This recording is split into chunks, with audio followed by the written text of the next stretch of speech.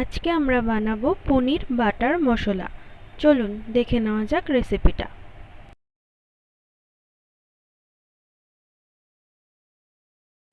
কড়াইতে অল্প পরিমাণ বাটার নিয়ে নেব, সাথে সামান্য পরিমাণ সাদা তেল মিশিয়ে নেব। সাদা তেল মেশালাম এই কারণে যাতে বাটারটি উবে না যায়। বাটারের মধ্যে দুটো লং দিয়ে দেব।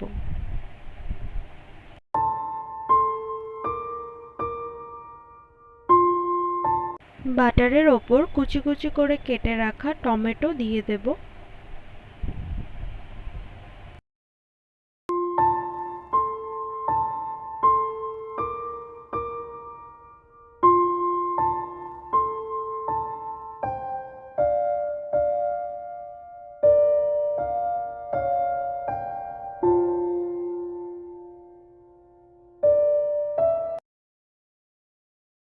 টমেটোর মধ্যে সামান্য পরিমাণ হলুদ গুঁড়ো এক চামচ মতো লবণ মিশিয়ে নেব।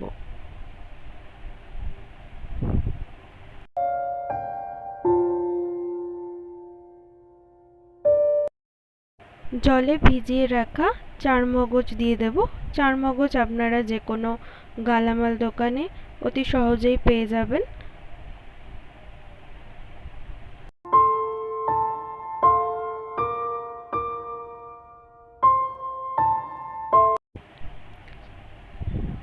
কয়েকটি কাজু উপর দিয়ে ছড়িয়ে টমেটোটিকে আবার ভালোভাবে নাড়াচাড়া করে নেব।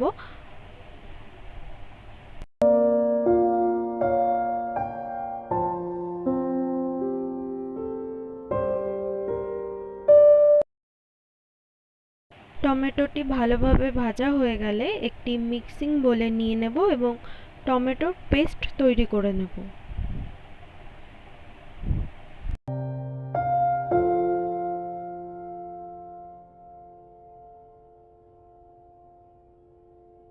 দেখুন কি সুন্দর একটি রং এসেছে।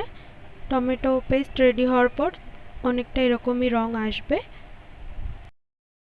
কড়াইতে আবার সামান্য পরিমাণ বাটার এবং সাদা তেল নিয়ে নেব।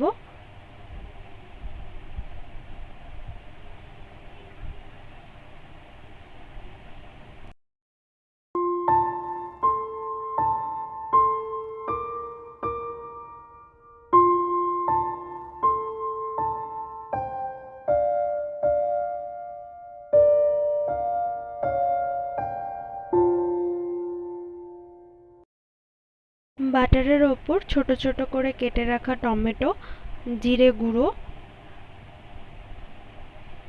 লঙ্কার গুঁড়ো, লবণ ও হলুদ দিয়ে আবার কিছুক্ষণ নাড়াচাড়া করে নেব।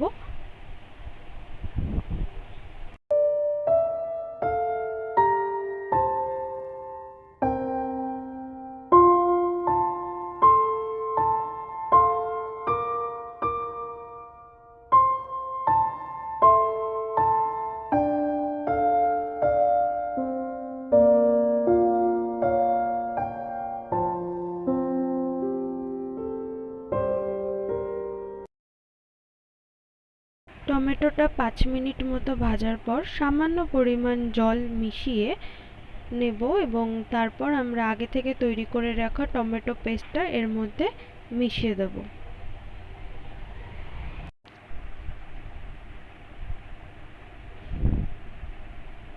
কিছুটা জল মিশিয়ে তার মধ্যে 1 থেকে 2 চামচ মতো চিনি দিয়ে দেব। আপনারা চাইলে জলের পরিমাণ কিছুটা কমও দিতে পারেন। ঝোলটা একটু ফুটে এলে আমরা এর মধ্যে পিস করে কেটে রাখা পনিরের টুকরোগুলো দিয়ে দেব এবং 5 থেকে 10 মিনিট হালকা আঁচে ফোটালেই তৈরি আমাদের পনির বাটার মশলা।